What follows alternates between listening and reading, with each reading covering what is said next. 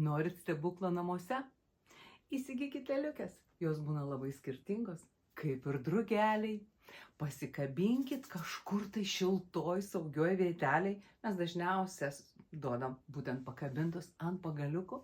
Lėliukės būtinai turi kabėti, nes išsiritę drugeliai turėtų ištiesinti sparnus, kad būtų kur jiems tos sparnus ištiesinti.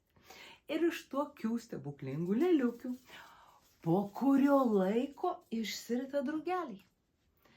Labai skirtingi, žinoma, iš vienodų lėliukų išsirita vienodi drugeliai.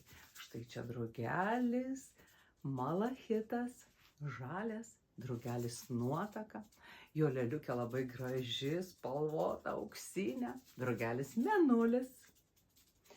O štai čia ypatingieji mūsų gražuoliai, pelėda ir mėlynoji morfa, kuri viduj yra stebuklinga.